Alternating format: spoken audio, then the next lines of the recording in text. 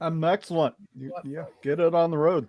Excellent. Hey guys, welcome to another episode of the Black Spinner Music Vidcast with me, Andy Rodriguez, and Al Horta. What's up, Al? What's up?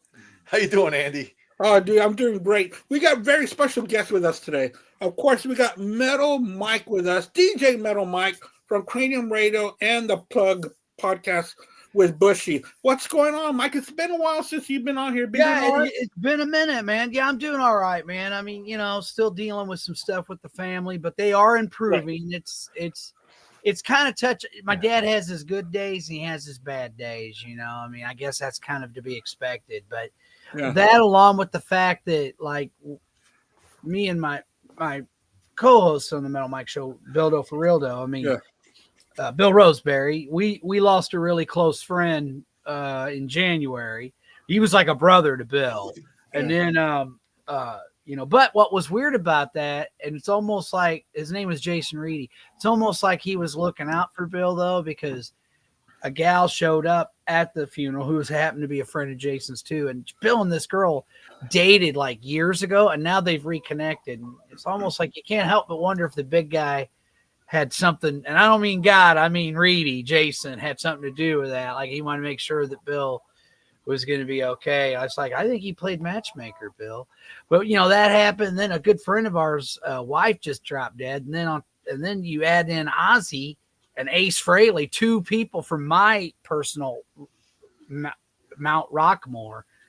I don't know, man. I'm just like 2025. I'm about to give it the finger. To be honest with you. Please, yes. Yeah, fucking bad year for losing some of our heroes, man. Yes, it's just going to get worse from here on out, guys. Well, yeah. We're not getting any younger, so you got to figure. I mean, and we've lost a lot of great ones that hurt. Don't get me wrong. I mean, Neil Peart about broke my heart. Tom Petty. I mean, I could go down the list. Ronnie James, there's so many of them that have. Yeah, the last like 10 years has been, Yeah. 10, 15 years, man. I'll tell you what. Ronnie's death. Oh, yeah. Was hard for me, too, man. I mean, I'm an OzzY guy, but I loved RJD. And just loved him, too. So it was like, and then we lost Peter Steele that year, too. And, Paul Gray from Slipknot. It was like boom, boom, boom. Like right after another. Yeah, Peter Steele's been gone already, like how long? He died the same year as Dio. 15 like years? 17 years, man. Yeah, 2010. Right? 2010 is when he died. That's okay, nuts. So 15 years.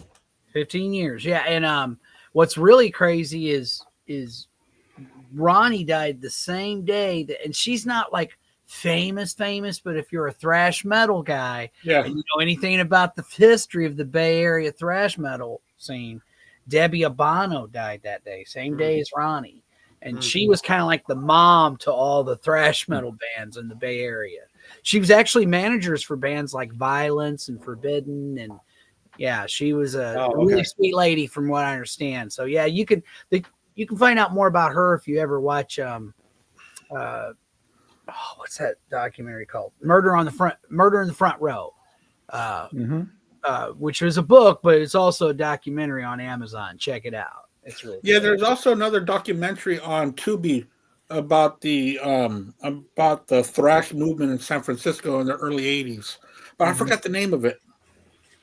It wouldn't have been the one that Bob Nalbandian did, would it? Because he did a whole series of metal documentaries. Wasn't there one called Get Thrashed or something like that? There was one, there's that one too. That's the one. That one's great too. Get Thrashed. Then there's the Sam Dunn series too, where he did like a lot of different metal evolution. Amazing. Yeah, man. The way he like broke down family trees and all that shit. Oh, I love it. Yeah. And then he had a crowd-funded one for a bonus episode where they did extreme metal too. Love it. Yeah. Man. Yeah. Sam's the man. Him and his partner in crime that you never see in front of the camera, Scott McFadden or Faden or how. Yeah, McFadden. Yeah. Yeah, he's great too, man. Cool. And what's going on with you, Mooger? Oh, not only is Shane Paisley here with us, this is his first time here at Black Spinner Circle. We're honored to have you here, man. Like the welcome to Mooger Fooger.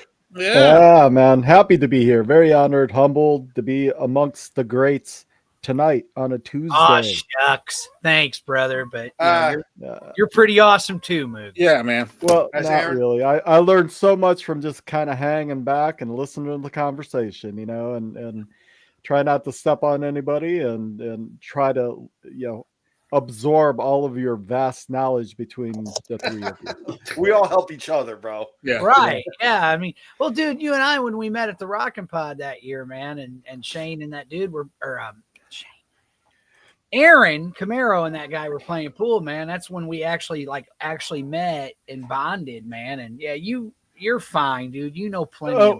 Well, let's just say, I told my wife, God love her, I was like, you'll be so bored your eyes would be bleeding if you hung around some of us as we were to sit in the bar and throw back a couple of pops and talk about what we know, because we didn't come up for air, Mike, for about 3 hours.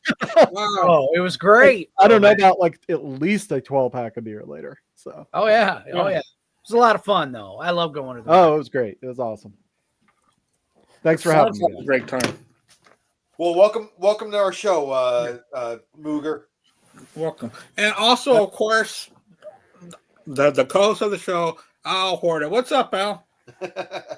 I've been good, man. A little tired today. Worked a lot of hours today, so I'm kind of dragging a little bit. But being on the show is waking me up now, man. It's one of my favorite subjects, OzzY and SaBBath, and always great to talk about them, man. I never get tired of talking about SaBBath or OzzY or Ace Frehley or Rush, Kiss, whatever. Right, like our favorite music. Yeah. Yeah, Yeah. I love it. we could talk about Merciful Fate one day.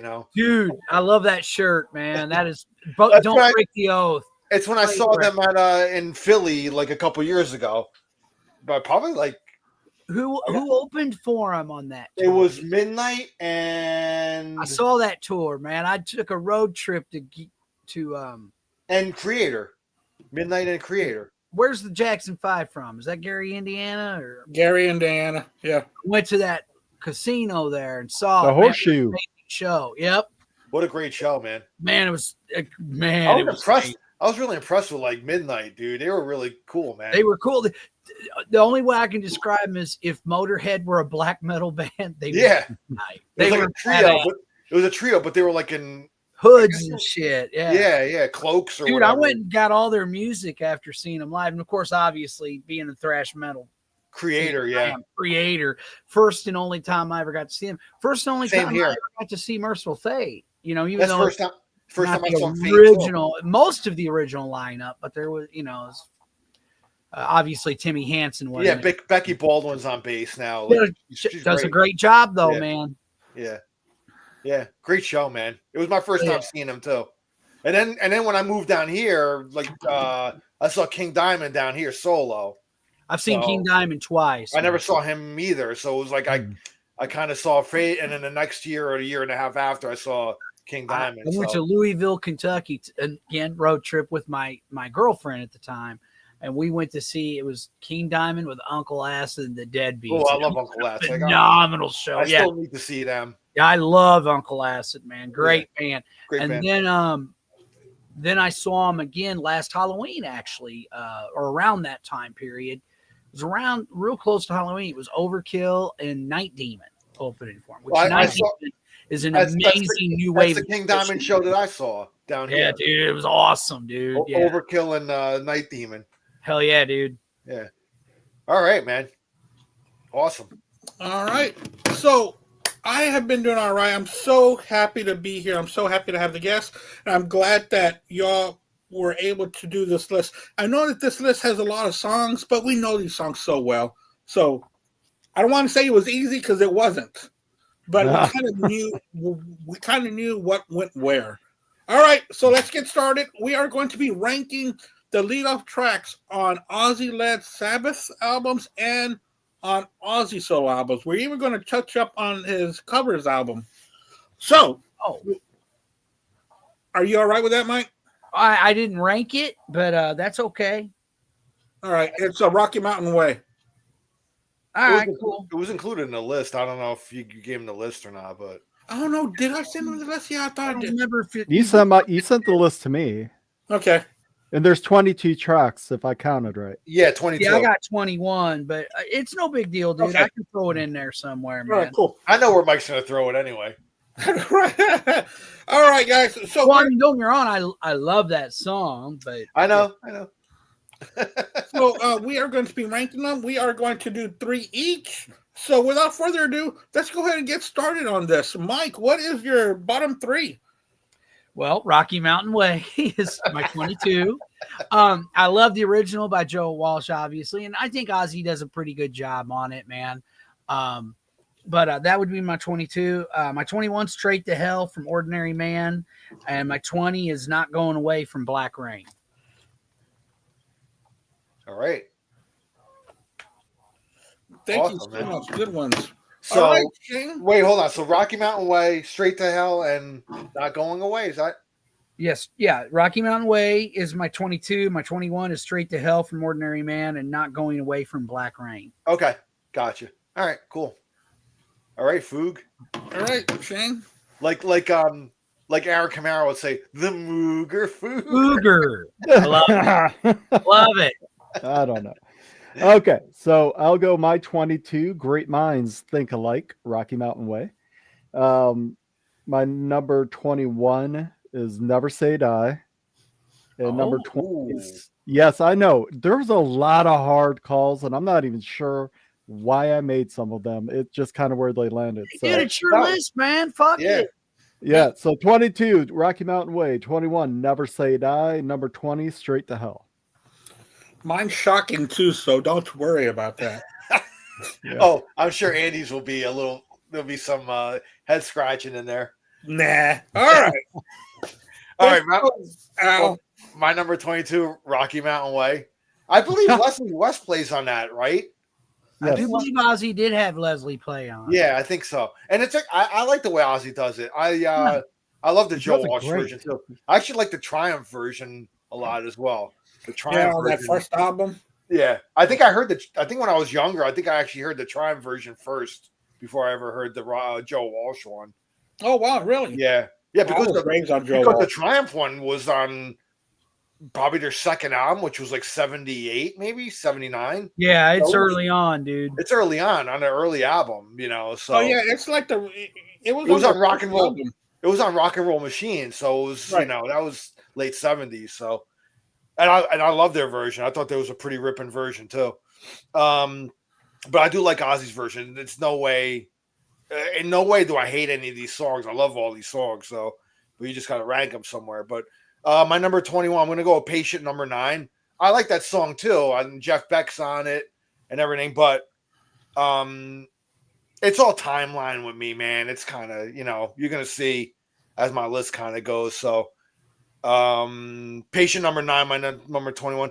And then, I don't know, this might shock people. My number 20 is going to be from the number 13 album, End of the Beginning by SaBBath. That album is a little bit hit or miss for me, man. I like some of it. I think some of it was a little too...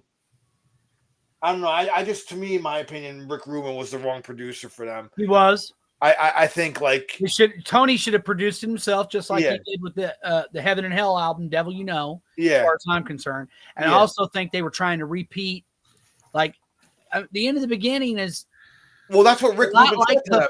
the Well, that's what Rick- opening song for Black Sabbath, the first album. I don't know. It's just It's too derivative to me of very, the very. first album. I don't hate it, but it's Yeah. like, you know, Yeah, I mean, was Rick Rubin, disappointed. Rick Rubin was like, forget about everything, just listen to your first album or two or whatever, and just think like that. And yeah, like I get that he gets bands back kind of to their roots but I think it was a little too much. Oh, I think, way too much. I think when you're producing a band like Black Sabbath, let them do what they Dude, need to I do, want to man. hear. I wanted to hear 2013 Black Sabbath. Okay, Yeah. I didn't want to hear. I mean, I love those old albums, obviously, but yeah, I didn't want to. It is very derivative. It's reductive, man. So I- And I'll tell you what, you want to see a reunion album that was done right, in my opinion? The last one with the Alice Cooper band, The Revenge Oh of yeah, man. Psycho Circus? What? Did I hear Psycho Circus? What? No. Yeah, okay. No, you didn't. No, you didn't hear Psycho Circus. I did not hear Psycho Circus. I did not. No, not going to either. No, this latest Alice Cooper one's fantastic, man. Yeah, it is. Yes. I love it. Agreed. I was very surprised. And the thing off is that the thing is that the lead off single, that Black Mamba, it was okay. But See, I loved it right off the bat. In my opinion, I don't think it's the best song on the album, though. Not even. No, close. I don't think it is either. But I like the fact that. But again, that's what was so cool about it. I'm like, well, man, the rest of the album's like this. And I loved it. I loved that record. But I still love it, man. I mean, Black Mamba. The minute I heard it, I'm like, oh, this is classic Alice Cooper. This is the 70s that you could just tell, man. It was. I don't know. I just dig it a lot. Yeah, it's cool. It's really weird how they put in that whole 70s vibe, but it sounded so fresh and new. Yep. Amazing how they did that. It's crazy. Kudos to them, man, because they pulled it off, in my opinion. Yeah, they really did. And I think they might be even making another one. I think there's more music coming from them. I've been hoping they would like maybe tour a little bit, man. You know, or something. You know, that would be awesome. I'd love to see that original band, man. Well, I'm hearing rumors that Alice is gonna call it quits after this tour. I've been hearing that for a while, but I don't know if it's true. Well, he is in his late 70s, man. Right. I mean, he's getting up there, man. 70s, dude. That's crazy. Yeah, so Rocky Mountain Way, Patient Number 9, End of the Beginning. Those are my 22, 21, 20. So go ahead, Andy. You go ahead. Yeah, sure. I'm gonna start off with Let It Die. What do you mean? Never Say Die? Oh, Let It Die. Let It Die. Okay. That's from Scream. Scream, yeah. I didn't like when he got to those albums, I didn't like what they were doing with his voice. It was they had some weird stuff going on. Yeah, they were processing or something. They were processing his voice a lot, Yeah, and it was just too much for me. I would rather hear it, his voice. Raw. I kind of understand what you're saying, because when I heard him do that song live, it kicked ass, man. I like the song, but I understand. I saw that tour. Yeah, I saw that tour. Oh, I love that tour because, I mean, dude, he did Fire in the Sky and Killer Giant, songs that I never heard. Oh, wow. Hand of Doom. Didn't he do Hand of Doom? Or, like, not Hand of Doom. He did didn't he do, like, Rat Salad or something? He did, an obscure... I can't remember that. I remember he did mostly OzzY stuff, but he did do some SaBBath songs. And that's when Halford opened up, too. Yeah. Yeah, that was a great double bill. Yeah. All right. So let's see here. I just did that one song, right? Yeah. Let It Die. Yeah. I just did Let It Die. Okay. I'm gonna go with. I was not a really big fan of this era of his, but I'm gonna go with Not Going Away, which was off of Black Rain, I believe. Yeah. I'm not a big fan of that album, to be honest with you. There's only like a few songs I actually like on that record. And my next one, I know I'm going to get shit thrown at me, but there's something about the song that makes me feel very, very uncomfortable, and I don't like it. But Mr. Tinker Train. Yeah. And the thing is that No More Tears, I don't love it as much as other people do. I think No More Tears. Andy, I'm kind of there with you. Don't get me wrong, it's a great record. There's some phenomenal songs on No More Tears. Yeah, there is. The title track is fucking amazing. But I like it, so I don't want to sound like I'm shitting on it. I'm not. It is not like it just blows my mind that record sold as many copies as Blizzard, when I'm like, yeah, but there's some other record. But again, it's all it's all subjective. So yeah, that album blew up for OzzY though, man. Oh yeah, it really did. And I don't mind ballads, like maybe one or two, like they did with Goodbye to Romance and stuff like that. But dude, this is like half of it. Yeah, balladry, and I'm like, that's not what I want to hear from OzzY. Even though there were good songs, because they were good songs, but it's not what I want from him. No, I get you, man. I get you. So that's my 22, 21, 20. All right. So I guess I'm next. You're next, brother. All right, brother. Well, Randy, I'm kind of right there with you. My number 19 is Mr. Tinker Train from No More Tears, man. Not only that, I just think it's kind of a weak opening track, man. I think It is. there's other songs on the album that would have been better openers, in my opinion. Then after that, I got Patient Number 9 from Patient Number 9. A good song. I really like it. But yeah. And then after that, 17, Perry Mason. I love Osmosis. I know some people hate on that record, but to me, it's a really heavier record. It's heavier than No More Tears. I love Osmosis. Oh, Thunder Underground, My Jekyll Doesn't Hide, The Ghost Behind My Eye. I think it's a good record, man. I've never understood by some people, and they act like it's such a departure from No More Tears. I'm like, those two albums are kind of sister albums, in my opinion. So I don't know. They must be smoking something. And I do like Perry Mason, but it's not my favorite song, which is why on that album. So that's why it's kind of ranked where it is. But that's mine right there. Mr. Tinker Train, Patient Number 9, Perry Mason. All right. So I will go next. And like Al was saying, or Mike was saying, it's timeline specific for me. Very much and so. you're gonna like, full disclosure, I don't hate any of these songs. It's just, where did they fall in my timeline and what I thought. And there are some that are low that shouldn't be that low. And it was a hard list, man. It was 22 great songs in my opinion. Look, but they're songs that mean something to you, Mooger. It's like, Yeah, I remember a while back I was talking to my ex and good friends with. So anything I have to say about these songs, there will be no hate. It's just criticism. No, not at all. Yeah. And so keep that in mind, and you'll start to kind of seeing as my list goes up towards the top. I'm 51, so my first album was Bark at the Moon. Gotcha. Perfectly. No, I get it, man. Timeline. My ex's, her first OzzY album was Ultimate Sin. There you go. So there you go, All right. So my 19, Backstreet Kids. 18, End of the Beginning. And 17, Not Going Away.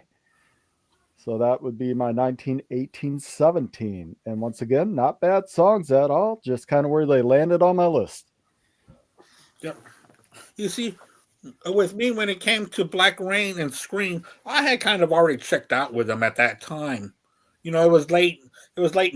Mm-hmm. I was listening to something else completely different. I wasn't grabbing the new OzzY, even though I did later on, and I sure wish I would have left them where they were. It took me a while to come back to those, like some of those later ones. It took me a while to kind of get into them because I kind of, like you, I was off to so many other things. And I was like, okay, who's the guitarist? Is Zach in the band, out of the band? Is Kiko in there? What's going on here? Yeah. Okay, so I'm on 19, 18, 17. Yeah. So my 19 is gonna be Straight to Hell from Ordinary Man. Like, the last two albums, Ordinary Man and Patient Number 9, I gotta be honest with you, I haven't spent a lot of time with them. And now that OzzY passed, I'm kind of like revisiting a lot of the later ones that I kind of neglected, and there's some good stuff on it. Oh yeah, man. I mean, look, dude, like personally for me, I like Patient Number 9 better than Ordinary Man. There's two OzzY albums that are not high on my, and like I'll take Scream over fucking Black Rain. I don't really care much for Black Rain. There's only like a couple of songs off Same it. here. And I don't really care much for Ordinary Man, other than Under the Graveyard, maybe in the title track. The rest of it, yeah. But I do like Patient Number 9 better. And I also think it was cool how OzzY got different guitar players to be on the album. Yeah, I do like Patient Number 9 better. I do like Patient Number 9 better than Ordinary. And I like Scream better. I'm sorry, man. I think like Digging. No, I like Gus G, good man. stuff on that record, man. I thought Gus G was a little bit of a breath of fresh air because I think the OzzY album started sounding a little bit too much like Black Label Society album. That's what was OzzY's concern. That's why he said, Zach, I'm going to kick you out of the nest. It's time you flew on your own, man. At first, Zach was hurt by it, but OzzY said, kid, I'm doing you a favor, man. Yeah. You're already doing Black Label. You're doing well. I'll let you know when I need you again. Yeah. And of course, Zach being the loyal guy he was like that. Yeah. The one thing I wanted to point out, though, is Scream came out in 2010. Andy, actually. Oh, So, wow. Then I was way far off at that time. all right. So anyway, So Straight to Hell. My number 18 is gonna be Gets Me Through from Down to Earth. I kind of like some of the Down to Earth album. I kind of Me too. revisited.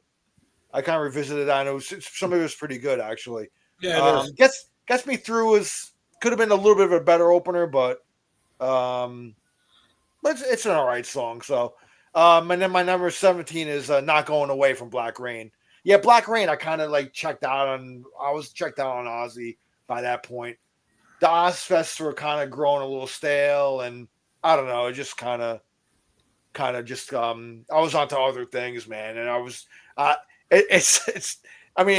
always loved Ozzy, bro, and I would get the albums when they come out, man. Like I was, but and then I listen to them once or twice, and then I'm onto something else, man. Like I just felt like my priority was like, well, look, man, I love Ozzy, but it's like the way I looked at it. Okay, so maybe this ain't up to but he was getting older, and I'm sorry, it's hard to do it at a high level for a really, really long time. Oh, big time, yeah. I mean, if anybody's allowed to put out an album that was subpar by this point in his fucking career, it was the late great Ozzy Osbourne, as far as I'm concerned. He did whatever he wanted, as far as I was concerned. It didn't change anything. It didn't alter anything for me. Like that's just his legacy was intact. Totally, dude. I wasn't going anywhere, man. Yeah. All right, Andy, go ahead, brother. Yeah. My next ones, we're at 19, right? We're going with Patient Number 9 for number 19. I thought the album was okay. I really enjoyed Ordinary Man. I really did. Ordinary Man's one of my he's an Ordinary Man. Later favorite. Andy's an Ordinary Man defender. Yeah, I really am. And that's fine, man. Like I said, I like Under the Graveyard. I thought, but the rest of it just never really. And even now, I listen to it again, and I'm like, man, this just ain't grabbing me. Especially the one song he's talking about, I'm gonna make you defecate. I'm like, Ozzy, come on now. I love you, bro, but what kind of lyric is that? Yeah, because he's scaring the shit out of you. No. Yeah, no, defecate. Yeah, you gotta understand, Andy. I'm a nurse. When I think of defecation, I'm thinking of nursing homes, okay, hospitals. I'm not thinking of I'm scared. well, that's how I meant it. I'm sure he did, but it just didn't. I'm like, Ozzy, what the hell? Listen, I love my co-host, but even he's flawed. I was like, great line. This is crazy. Number 18, Rocky Mountain Way, off the Undercovers album. And number 17, where's it at? Oh, number 17. I'm going to go with Fugger there, off of Technical Ecstasy. I'm going to go with Backstreet Kids on that one for number 17. All right.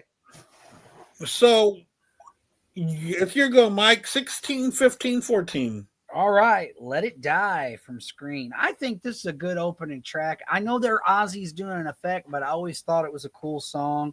And I remember because my girlfriend at the time, she said, I really like that new Ozzy album. And I wasn't even really giving Scream any really paying much attention to it. It just come out, but I'm like, it's probably going to be more of Black Rain. I didn't really care for that record.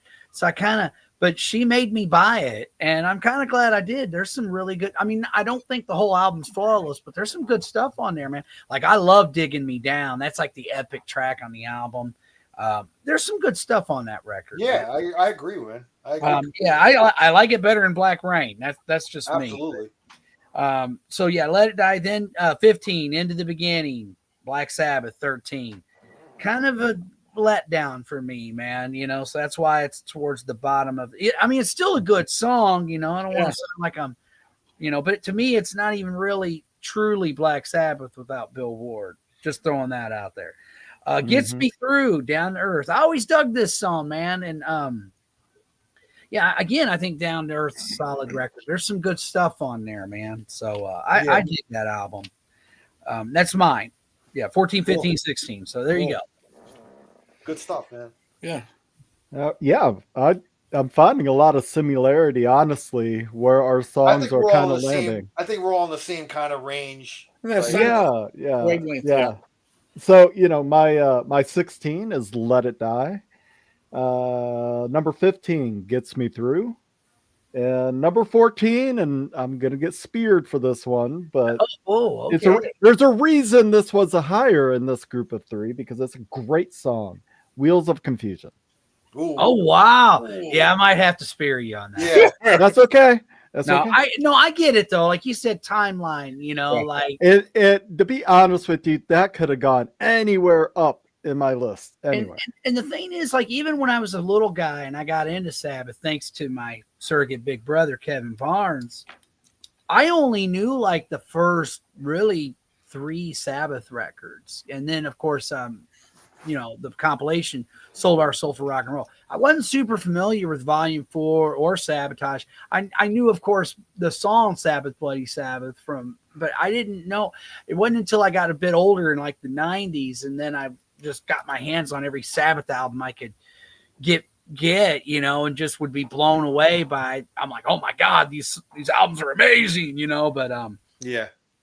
So that's kind of my timeline, because originally, like when new albums would come out, I was all about buying new records as a teenager. So I was just buying OzzY solo stuff and, Metallica or whoever, whatever, kind of, you know what I mean? And I didn't really go back until like I said, right around the 90s, man. That's when I heard Volume 4 in its entirety for the first time, and Sabotage and a lot of those great albums, which now I love and adore. But so, yeah. So I understand what you're saying, Moog, when you say timeline, man. Yeah. Gotcha. Is that all of them? Is that all 3? Yep. All right. Al, what's up with you, man? Okay, so we're on what, 16, right? 15, 14? 16, 15, 14, yeah. Yeah. All right, so 16 going to be Let It Die from Scream. Again, I saw that tour, and I thought Gus G did a great job. He did. And he was banging out some obscure, Fire in the Sky was a great deep cut that they played that tour. I love that song, man. From the underrated No Rest for the Wicked. Man, totally underrated record. Yeah. I love that. I love that album when it first came out, and I still do. Yes, sir. What is we at here? Let It Die. Okay, so number 15, I'm going Perry Mason from Osmosis. I wasn't blown away by that song when it first came out. I got to admit, man, but I mean, it still gets a lot of airplay. It's a good OzzY song. Actually, my number 14 is Mr. Tinker Train. I actually like Mr. Tinker Train a bit more than Perry Mason. It's a rocking song. I played the hell out of No More Tears when it came out. To me, that's the last. I know Osmosis. Osmosis is a great album too, but yeah. No More Tears is the last great OzzY as a group, like, him having a band album. Because then, once Osmosis came in, he started getting a lot of outside people coming in and a lot of different collaborators. You are right. So I think, but OzzY was always able to make it work most of the time. Yeah, I think it's just OzzY. You just have that ability to. But I think by that time, Osmosis, I think the OzzY era of like him having an actual like band kind of dissipated a bit, So other than Zach, Zach stuck around, but like you pointed out, Scream, he's not on. Yeah, he didn't play that album, so no. So yeah. And so Mr. Tinker Train, that's gonna be my number 14. That's my that's kind of a good point. That's exactly what I thought after No More Tears. It was like, okay, as much as I like Osmosis, it just started to be a little bit more fragmented for me. Yeah, and it was just him. Joe did that tour. Zach didn't, at least when I saw it. Yeah, I saw Joe Holmes. Yeah, who never really got to record with OzzY, I think, except for the one song for Beavis and Butthead, "I Don't Walk on Water." That's the only actual. I kind of was hoping that Joe was going to be on Down to Earth, to be quite honest with you, just because, man, that guy could play. I mean, he was amazing. He's phenomenal, dude. Still is, man. He's a student of Randy Rhoads, so I was always like, I felt a little cheated. Like, I love Zach, don't get me wrong, but I'm like, man, we've been there, we've done that, and Zach was kind of doing his Black Label thing anyway. So I just wish OzzY would have made that move, just kept Joe at least for one record, man. That's think about it, man. I think from the time of I believe it was it was Osmosis to Down to Earth, which I think was 2001 that came out. That's a 6-year break, man, between albums. He doesn't. Yeah, that's the longest time he went without making an album, and that whole time Joe Holmes was his guitar player, and then all of a sudden Zach comes back and does Down to Earth. So I was the same way. I was hoping to get, because when I saw Osmosis, I saw one of the Osmosis with Joe Holmes playing. Oh, I he's thought he was phenomenal, great, dude. Yeah, I saw him on the Osmosis tour at a small theater with Fear Factory opening. I mean, it was amazing. Yeah. And Geezer was in that band. So it was like, Geezer, oh my God, I get to see half of Black Sabbath. Because you got to remember, this is before Ozfest. This was before any reunion as far as like, I mean, obviously they did Live Aid, which was cool, but you know what I'm saying. Right. Yeah. And I'm like literally in the front row in the pit. Ozzy's like right there with Geezer. Wow. I felt like, it was amazing. And Fear Factory were phenomenal too. Oh, I love Fear. That era, Fear Factory was vicious, man. Oh, dude, God, I still say Demanufacture is the greatest album they ever recorded. I'm actually a the one after that, Obsolete. That's a great record too. That's like my album. I think Demanufacture is a great album. I love that album too. Maybe D means the timeline. You know, Yeah. I got into him with Obsolete, that man. Dude, that story of that album is just so relevant. Oh yeah. Oh, I dude. mean, think about the story now, like what's going on now. now. Right? Yeah. I mean, AI is going to render the human race obsolete in years to come. Oh yeah, it's coming, and it might be sooner than later, man. We're doomed. So, anyway, Andy, go ahead, brother. Yeah, but we're letting AI happen. I know that's our fault. I know. I mean, we can easily pull the plug on it, can't we? We're going to be the death of ourselves, man. We keep feeding it information. It can't get any smarter unless we give it the information. But you got a bunch of goddamn scientists that want to play fucking God. I mean, that's really essentially all it is. And they're not even going to be smart. Like Isaac Asimov literally laid out the blueprint on how to handle AI and robots. Because if you think robots ain't going to be artificially intelligent, I got news for you. And they're working on it, man. I've seen videos on YouTube. I don't want to go off on a rant, but I'm just saying. So it's the law of robotics. And the number one law, do not harm a human being, nor through inaction let harm come to a human.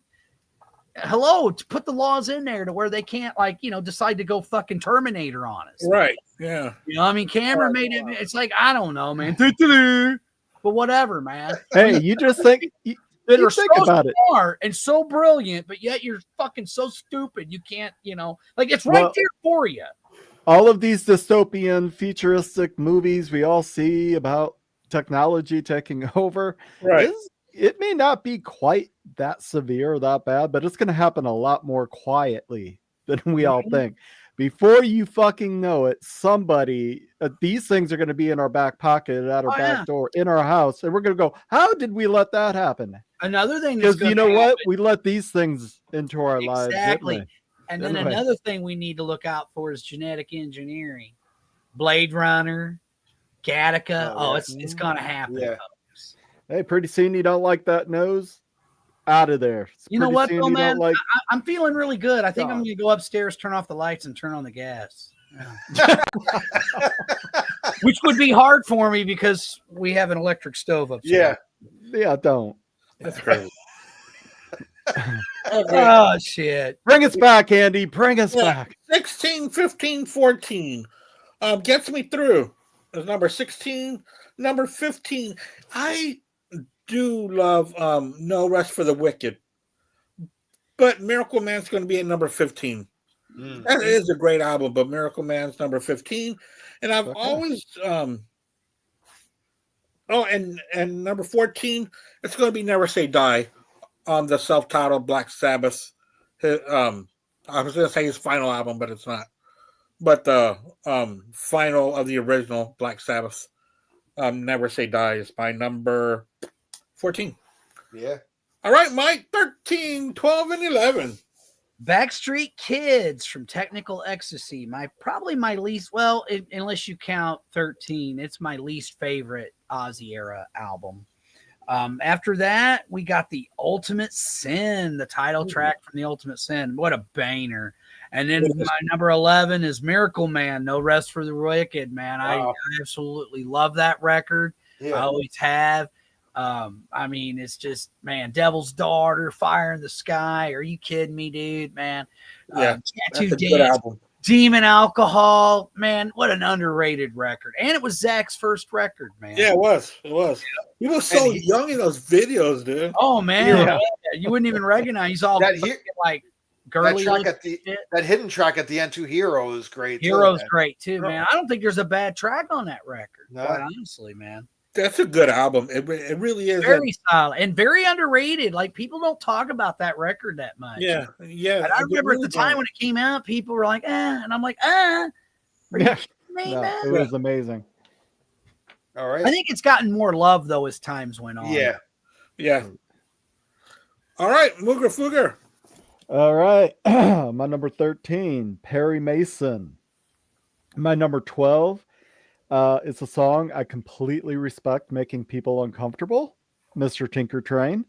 It was always just a song I took as somebody's from a different perspective talking about creepy shit. Well, but and it was always OzzY always saying about creepy shit. I mean, you listen to the lyrics and No More Well, Tears. apparently Hello. devastating at some point, right? Right? Yeah. No, so my number 12 is Mr. Tinker Train. And I'm telling you, any song from here to number 1 could have been, but I'm gonna go with my number 11 is gonna be Sweetleaf. Oh, nice. Ooh. All right. Ooh. Yeah. All right, man. I got Now, some my next three. See, this is why me and Metal Mike are like kindred brothers, man. Because basically, one is reversed, but it's the same three.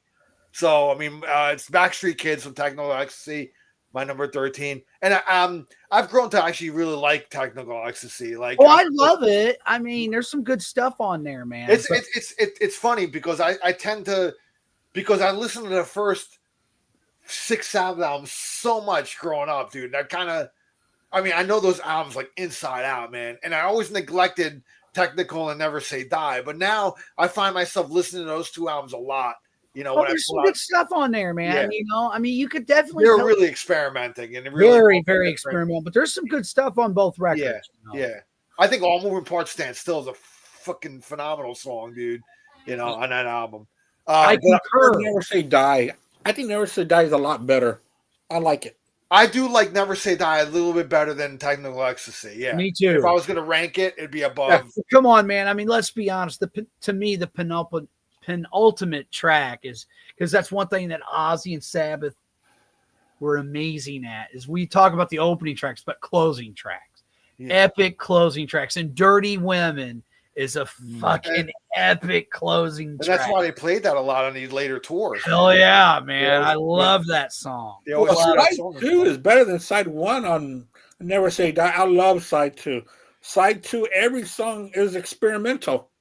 Oh, yeah. Yeah. They lose me, though, towards the end, man. Really? You don't like Air Dance? Air Dance is okay. I mean, swinging the chain. Swinging the chain, just, you know, I mean. You don't like saxophone and SaBBath? No, not really. But hey, everybody's different, man. I loved it. I thought it was great. So, all right. So it's Backstreet Kids. Then my number 12 is Miracle Man. My number 11 is Ultimate Sin. So that's awesome, dude. That was the reverse. But I only I'm a little bit more of a Jake fan over a Zach fan. I love Jake really? Delay. Yeah. See, I'm more, to me, I love Jake. Let's not get it twisted. Jake's great. But for me, it would be, if as far as OzzY, I'm talking OzzY. Yeah. Randy's one. Zach's my set number 2, believe it or not. Then Jake.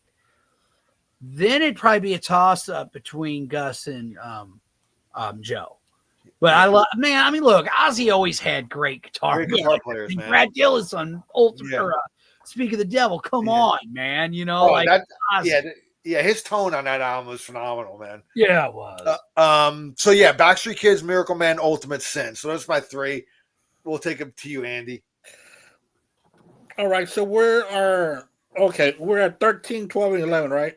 Yes. 13, it's going to be off of Ordinary Man, Straight to Hell is my Okay. number 13. Wow. It's pretty high up, man. Oh, yeah, High up yeah. there, Andy. So he That's loves. I'm different. telling you, man. He loves Ordinary Man. I do. Hey, Number 12, End of the Beginning. I like 13. It's spotty in some spots, but the stuff that are highlights, they're really good highlights. Oh, believe. there's some stuff on there I absolutely adore. Like Yeah. I can't remember the name of the song, but I love the one with the harmonica. I think that one's a really cool song. Yeah, there's some good stuff on there. I don't hate it, you know. I Right. mean, I don't know if I hate any of these records. But really. the thing is that you're right. They resorted back to the beginning. Hello, but it would have been nice if they would have stretched out after Sabotage. Sabotage was just Well, sonically, I wanted to hear what we got with The Devil You Know by Heaven and Hell. okay. What I mean by that is production wise. And I'm usually not a production guy, but I just feel like Iommi's great at it. He always has been. And the sound on that album is, I think, great. And I wanted more of that. I felt like even the production, they went way retro. They tried to make that shit sound like it was circa early 70s SaBBath, man. That's what they did, and they achieved that, but it's not what I was wanting. And then you don't have Bill Ward, and you look, Brad Wilk's a fine drummer. I even like Rage Against the Machine, but come on, man, like no. OzzY actually wanted Tommy Cluftotis, or however you pronounce Clufetos. Clufetos to Clufetos, yeah, to do the drumming. If they could get Bill, but it's just a shame Bill didn't get to play on. I actually would have loved to have heard, because the idea that Rick Rubin.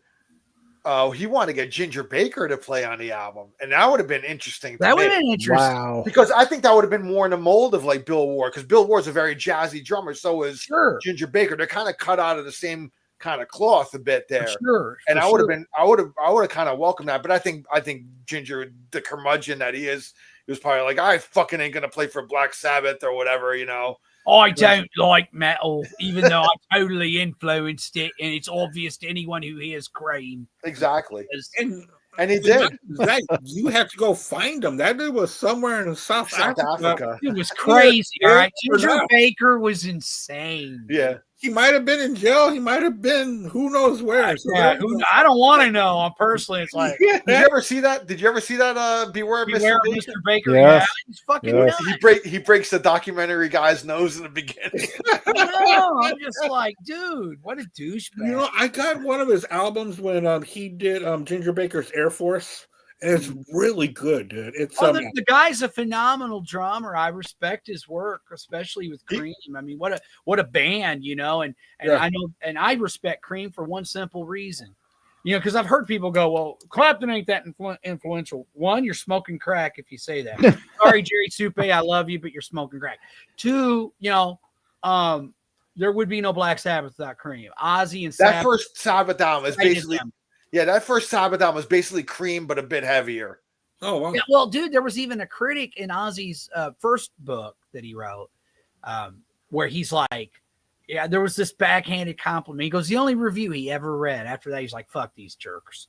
He was like, they're like Cream, but not as good, and Cream ain't that great. That's what the review said. And OzzY was like, huh? Like, number one, you compared us to Cream. That's fucking amazing. But two, we suck, and Cream, dude, get the fuck out of here.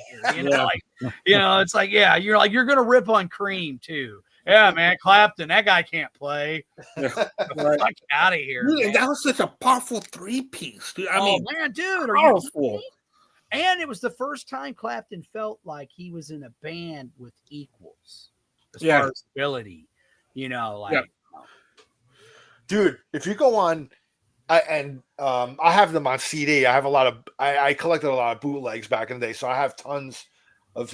But there was a time when like BitTorrent was big, so I was downloading bootlegs from BitTorrent, and I've downloaded a shitload of like Cream soundboards. Oh no shit! Yeah, and there's one in particular where they played the place called the Grand Ballroom in Detroit, and dude, I listened to that, and dude. You want to hear how heavy fucking Cream could be, bro? I mean, that bootleg was just dude, Clapton was just so fucking heavy on there, bro. It was just like, Oh yeah, like the dude. three of them were just like, I mean, I think they were heavier live than on record. You know, Oh, when they I listened- were. I mean, Yeah. well, dude, that goes for SaBBath was heavier alive than on record. Kiss Yeah.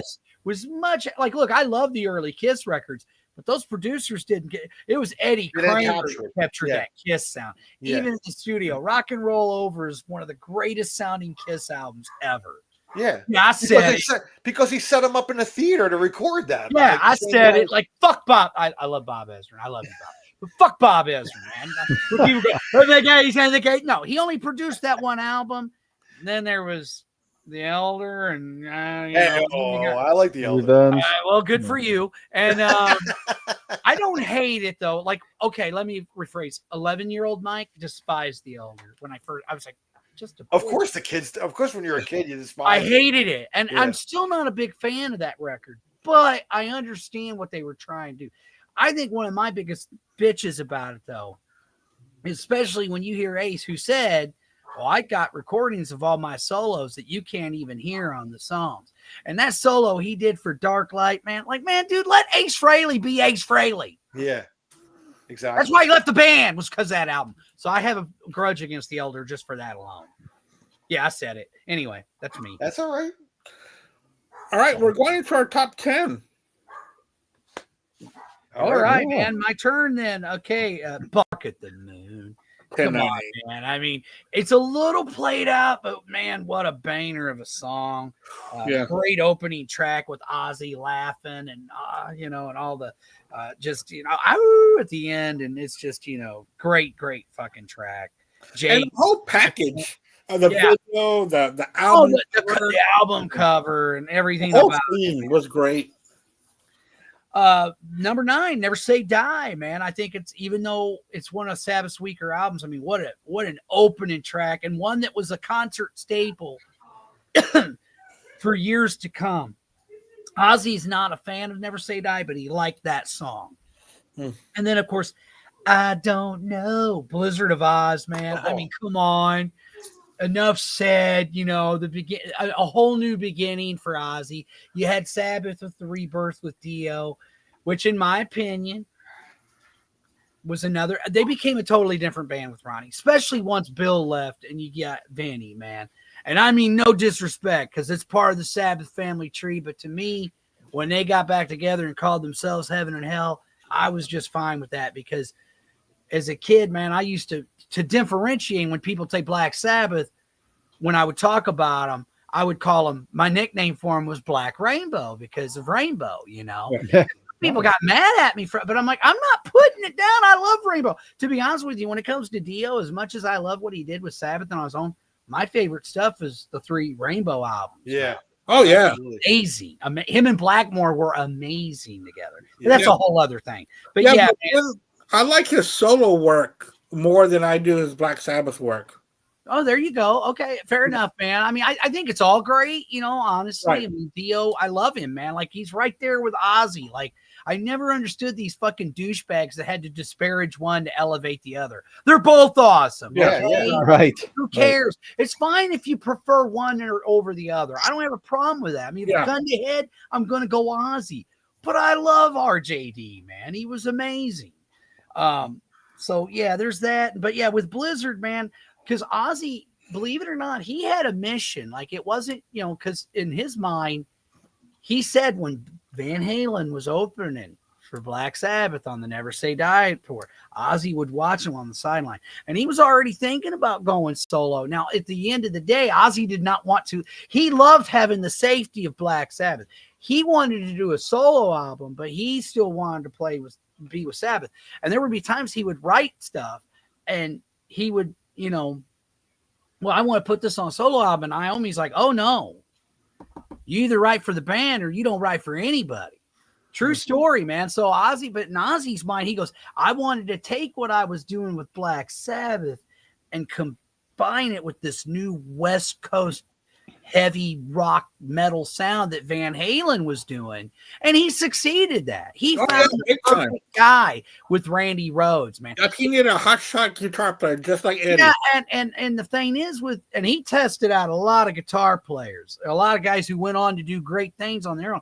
But Randy, man, and here's the other thing. I don't want to piss off people that look, I love Quiet Riot, but let's be honest, man, those Randy albums ain't that great. They're not.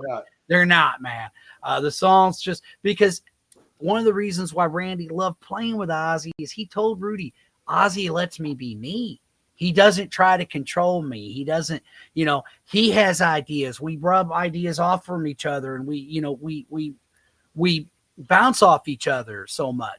He goes with Kevin, it was very like it has to be a certain style of rock and metal, and that's it. And Randy loved classical music, and he wanted to bring, and OzzY let him. OzzY's like, hey, yeah, let's do this, So yeah, I mean, that's where Randy really blossomed. He blossomed with OzzY's guidance and the rest of the band, I may add.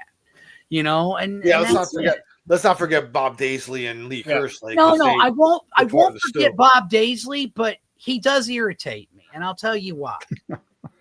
Great bass player, and I know he helped OzzY write a lot of the lyrics or some of the lyrics. Okay, good, dude. Good for you, Bob. But this shit of acting like you did fucking everything.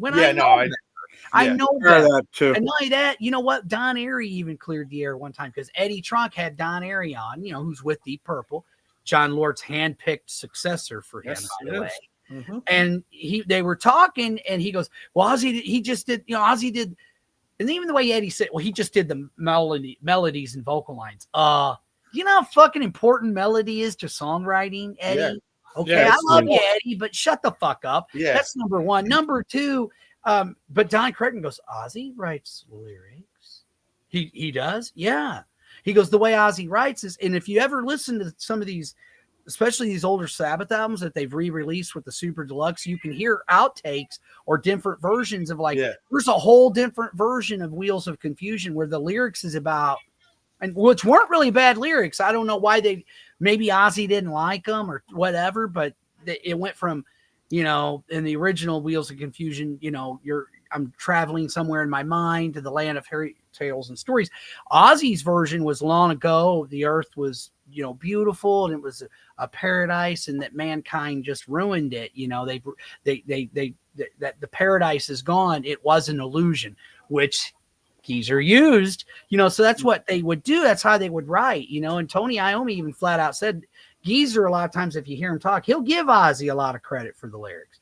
OzzY always credits Geezer all the time. But Iommi said, the truth be told, man, Iommi would come. They all collaborated. They collaborated. Yeah, it was a band. Band. And Geezer, don't get me wrong, he's an amazing lyricist, but I can usually tell the songs that, and let's be honest, man, the one song OzzY did write lyrics, which ain't disputed, is the first song. OzzY wrote those lyrics, man, which are amazing. So to me, it's like, and again, I love Bob, and I think Bob's great. But I'm like, dude, I've looked you up, dude. I've seen how much you're worth. You're getting you get royalties, songwriting royalties. You know what, Bob? Next time you want to bitch about OzzY, I'll cash one of your checks. Send it to me, dude. I'll cash it. Right. Like you're bitching because OzzY got more of the money. Well, it's the Ozzy Osbourne band. Yeah. Sorry, but Bob Daisley, as great as he is, what did he do that was ever on the level that he did with OzzY? Name one band, okay, he was with Rainbow for a minute. Yeah, he was with Dio for a minute. Yeah, and all that's well and good, man. But let's be honest, OzzY brought the best out in Bob Daisley. That's why he kept going back, man. Best out in Randy. That's why he kept going back. Have a Coke and a smile and shut the fuck up, because I get tired for real. Man. Yeah, you're great. We love you, dude. But you know what? You were. Let's be honest, man. Like I didn't buy those albums because then I bought Daisley. No, I bought it. Period, man. Exclamation point. So you're right. It was not the Blizzard of Bob. It wasn't the Blizzard of Bob. Yeah. Get the fuck out of here with that bullshit. And again, no disrespect to Bob Daisley, man. I understand he contributed. The last time I checked, man, he got paid handsomely. Yeah. And even OzzY pointed out, you know what? You could have had a bigger piece of the pie, but you and Lee wanted to be paid per diem. Well, obviously you didn't believe in the project enough, Bob. Yeah. OzzY even said, in his quote, and I quote, in his book, I even paid for the fucking petrol to get them back and forth to the fucking studio. Like, OzzY paid for the recording of the album. OzzY paid for fucking everything. So hey, guess what? Who's going to get the majority of the profit? Of course he is. He should. It's his. Yeah, it's it's like his shut band. the fuck up. It's his namesake. Yeah, just stop, man. And I know it was supposed to be band Blizzard of Oz. Well, you know what? Blizzard of Oz, as cool a title as that is, it's not as marketable. OzzY was a name. He was fucking Ozzy Osbourne. Yeah. He was already a legend by the time he went solo. Yep, he already was because of SaBBath. Yes. You know, don't get me wrong. Like I said, I don't mean to sound like I'm hating on Bob. I'm not. I just get tired of the bitch. And it's like, dude, shut up already, man. Fuck. That's all. That's all. I'm sorry. I went off on a tangent. No, it's all right, dude. So it's all about, man.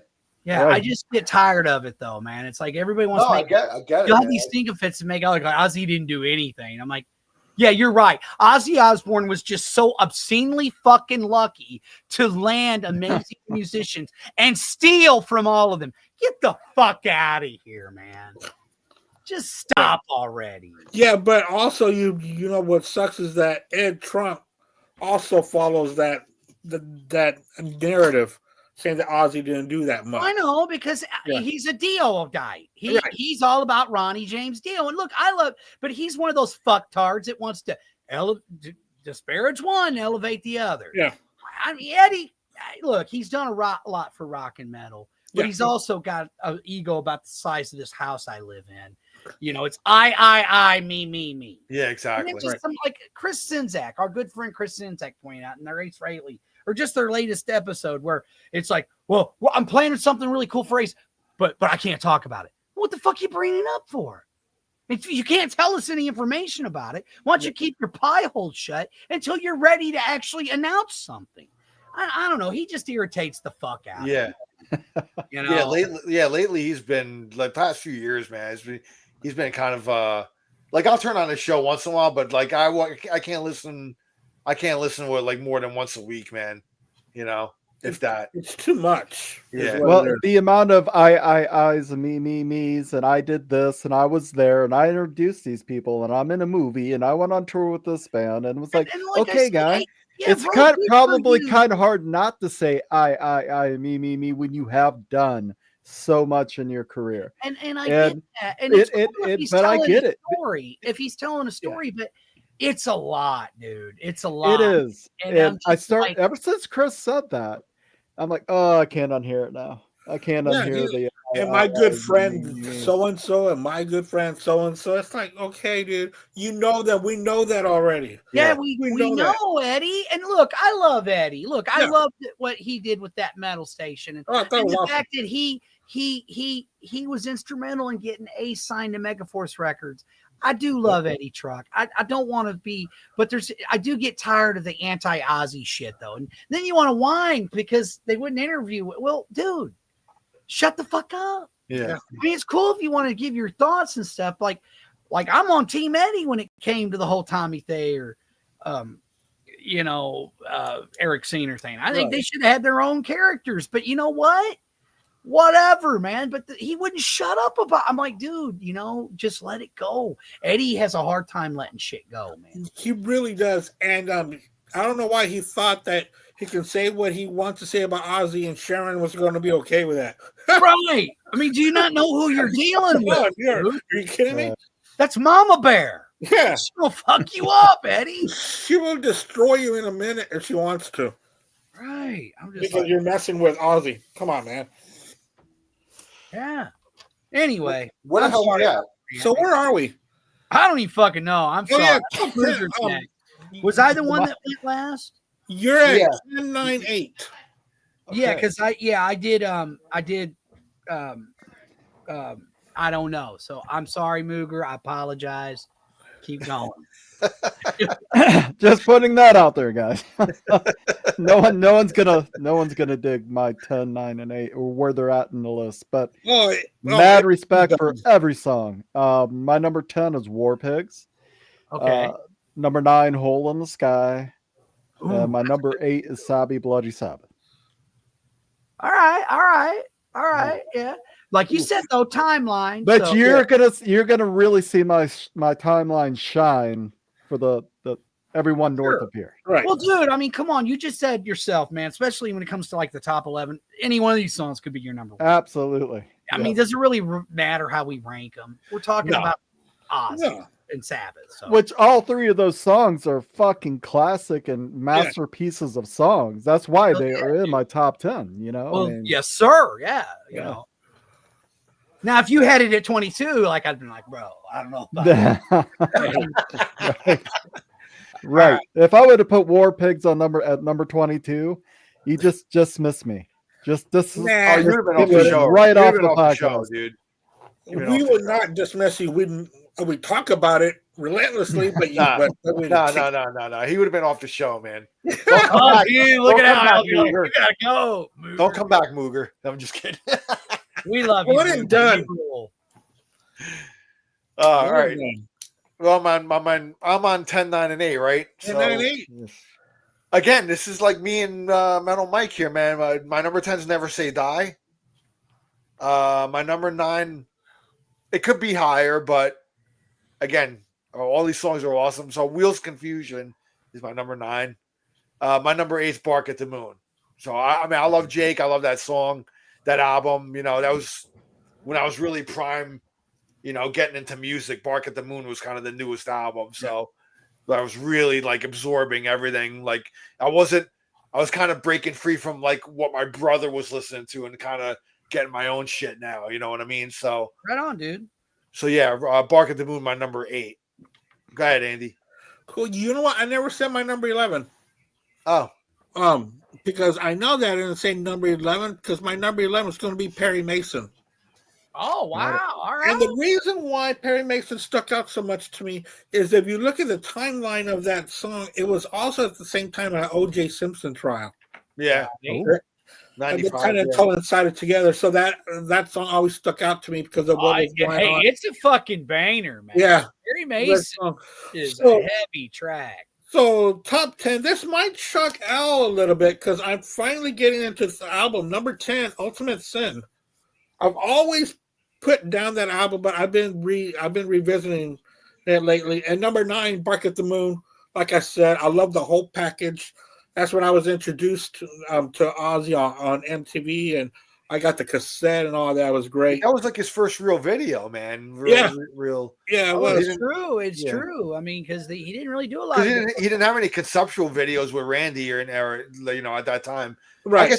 I guess because at that time, like they didn't have a lot of money yet. So, and I'm gonna make a prediction. I think now that he's gone, you're probably gonna see like kind of like what they've been doing with the Beatles and some of these other bands, like Rush when they did 2112, the animated stuff.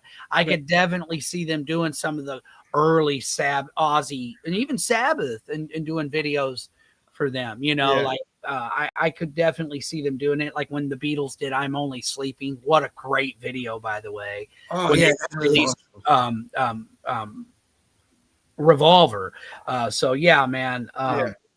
Really cool, Andy. Right on, dude. Yeah, you know, have y'all been watching this, or maybe I dreamt it, I don't know, but that they're thinking about taking this OzzY, or what they did for OzzY in Birmingham, that they're thinking about taking that on the road next year, I didn't hear anything about like that. in different places. I've heard rumors. I mean, I guess in a way, wouldn't it kind of be sort of like what Ozfest was, sort of, kind of? Yeah, I would think so. I mean, Kind of a traveling, you know. Yeah, and I'm okay with that. I mean, look, I went to several Ozfest. Again, man. I want them to come back. I love them so much. And here's the funny thing about all that. Because I remember before all that, me and my buddies talk, man, I wish OzzY would do a fucking festival and show everybody how it's done. You know, because some of these festivals, man, they would like, you know, like, well, Lollapalooza, they snubbed OzzY. That's why Sharon was like, well, fuck you. I'm going to make my own. We're going to give OzzY a festival. And quite honestly, I think they should they should do that, man. I do know that Billy Corgan had suggested that they do an annual thing in Birmingham every year to honor OzzY. And that would be cool too. I'm down with whatever. So too. But man, Ozfest was so good because they would introduce us to so many new hard rock and heavy metal bands that would not have a voice. Oh, dude, there's some of them. The first time I saw Slipknot, they were at the second stage. You know, the first time I saw a lot of bands was at Ozfest. First time I ever saw System of a Down, they were on the second stage. First time I saw System of a Down, they opened for Slayer at a small club in St. Louis that no longer exists called Mississippi Nights. And keep in mind, their album hadn't even come out yet, and they're opening for Slayer, and they killed, man. The Slayer fans dug them, man. I became an instant fan and bought their album the minute it came out. I know they're kind of a divisive band, like my roommate and friend and co-host of the Metal Mike Show, Bill. It's fucking epileptic metal, dude. I don't get it.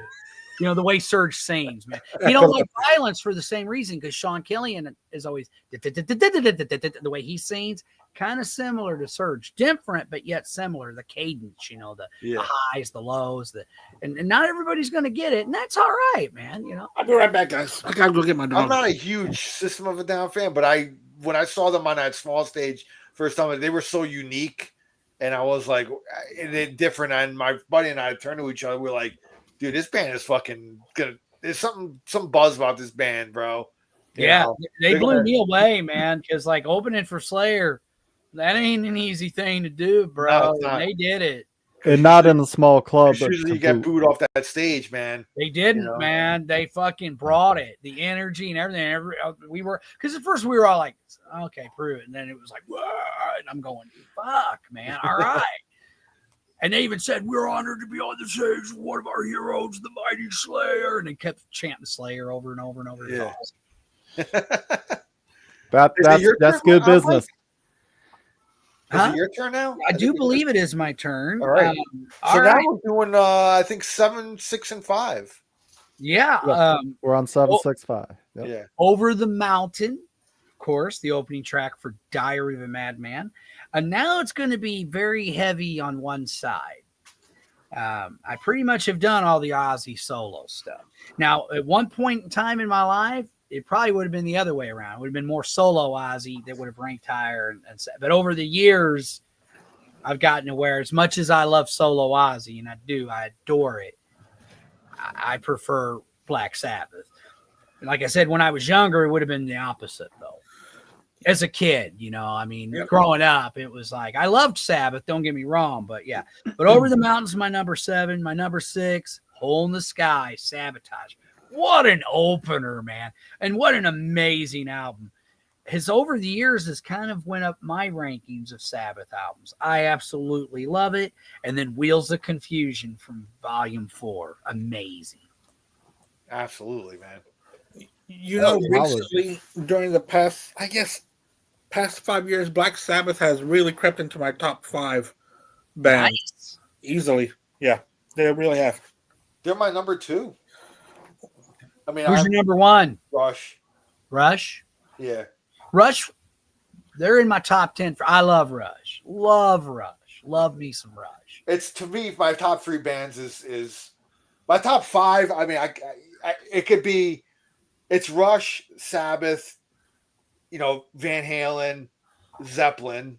Can't go wrong with any of them guys, like dude, man. Because Zeppelin was so ingrained of me growing up, because my older brother was such a huge Zeppelin fan from the time I was like such a little kid, and I'd seen. I love Zeppelin. I totally agree. And the Doors as well. Those were like his 2 bands, man. I love the Doors. Yeah, and so Zeppelin's definitely there, and Zeppelin used to be higher than Sabbath for me, but that's kind of flipped as I gotten older. I'm much more of a Sabbath. I mean, as much as I love Zeppelin, and God, man, they're amazing. If I gun to head, I'm gonna go Sabbath. Yeah. So, but I love meat. Let's not get it twisted, folks. I mean, to me, they're kind of like the Beatles and the Stones of hard rock and metal. Yeah. Oh yeah. Zeppelin being the Beatles. Yeah. Good point. Yeah. Sabbath being the Stones. Yeah. So, anyway, so who we on? Mooger. Yeah. The Mooger Fooger. My number 7 could have landed anywhere in the top 10, but I just love the album so much, and I really love Patient Number 9. So that's my number 7. Wow. That's way higher in the list than I think anybody else placed it. And that's okay. Yep. And my number 6 is The Ultimate Sin, and number 5 is Miracle Man. So nice. Ooh. Nice. Kind of see how I'm moving there. All right. Oh yeah. I see. Solo how you OzzY, are. I think I'm seeing like your list is kind of like what mine probably would have been Right. at one point in my life, Cool. Yeah. even though there wouldn't have been as many records to. I mean, play back. mad respect for the SaBBath era for sure. Oh, I Oh mean, yeah, definitely. It has to be. you know, but like I said, I plugged in at Bark at the Moon and kind of went back. Yeah. And then Right, and again, Mooger, there is no right or wrong in this. right. In my opinion. And secondly, like I said, over the years I've gotten to where if I again gun to head though, I mean, I don't really want to pick. I love them both. I mean, and to me, what OzzY was doing was in some ways an extension of what he was doing with SaBBath, man. You know, kind of like when Dio went solo, you know, it was fucking Dio, man, you know, like Yeah. you know. Yeah. Yeah. And you can't deny those first 3D Oh, albums either. So dude, Yeah. man. Dehumanizer is a very underrated record too. When he got back with him, holy Yeah. shit! It's a really good record. Very good record. I love Yep. that album when it came out, man. I love the Heaven and Hell version. I missed it. I completely 100% missed it. I was a senior. I just graduated from high school, and it had some kind of goofy Wayne's World version, something on Oh it. yeah, So yeah. There was the and I was like, what the fuck is this shit? And I didn't think I probably didn't even know Dio was on Time it. Machine. And Time Machine was on the Wayne's World soundtrack. That's yeah, right. kicking my ass for not picking that up and making that the Bro, CD of that's- '92 because it Wow. would have been. It I would have didn't been even the know CD Dio for had the summer. gotten back with SaBBath until again my musical mentor Kevin Barnes, he bought it. He goes, dude, check it out, man. The Dio version of SaBBath is back, man. Vinny, man, it's the Heaven and Hell band. I'm like, really? Because he even called him that about, you know, the version, you know, that's how we would differentiate. Yeah. I just remember him putting it on, and I was just like, holy shit. Fucking heavy Keep in mind, album, dude. this was around the same time I think OzzY was, well, I mean, No More Tears blew up. Or Tears, yeah. They were both doing great, in my opinion. It's like Yeah. one of my favorite years is 1983 because you had Bark at the Moon, you had Dio with Holy Diver, and then you get the Ian Gillan, you know, the Born Again version of SaBBath. Oh, I love that record. Yeah, that's a good album. You're wrong, That's Chris my Simzak. favorite. I love you, but you're wrong. Oh, he hates Born Again, doesn't he? He Wow, hates really? it, man. Wow. I can see why because of the production or the sound of it. But dude, but that's what adds. to It's the my charm. it's my favorite non-Ozzy era Dude, it SaBBath album. rules. It rules, Yeah. man. In Yeah. fact, so much so that I wish that era would, even though we wouldn't have gotten Perfect Strangers, I kind of wish that Ian could have done double duty because I really like Born Again. Yeah. I would rather have heard another Black Sabbath with Ian instead of Perfect Strangers. Yeah, I as like- much as I do like the Perfect Perfect Strangers album though. Man. Oh, it's a great record, but yeah, I mean, but I don't blame Ian for making the move. It was the smart thing to do. well, he's gonna go where the bread is buttered more, man. Well, You know, yeah, I mean, you know, the reunion, yeah. Yeah. And Big he news. always thought he was incompatible with SaBBath anyway, so it was just a kind of a drunken agreement. well, I mean, they've collaborated since, though. Yeah, man. I got that. Who cares? Oh, it's fucking great, Yeah. dude. Yeah, I love that thing, man. Hell yeah. Okay, so it's my turn, right? Yes, sir. All right, so 7, 6, and 5. So my number 7 is gonna be Sweet Leaf.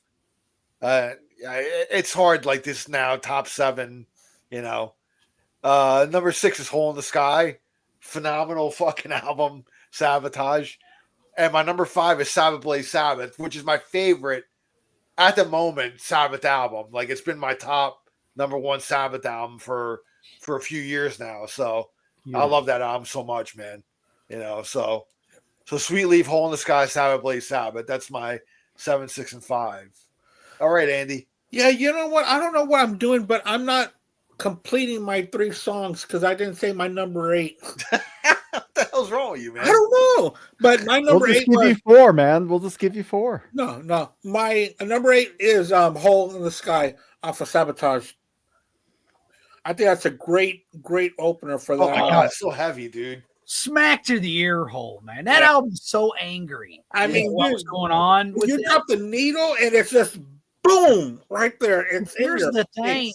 OzzY mentioned it in his book, I Am OzzY, Yeah, that they screwed up when they got rid of their original manager. He goes, we got impatient. We wanted everything at once. And Jim was like, hey man, slow and steady is going to win the race.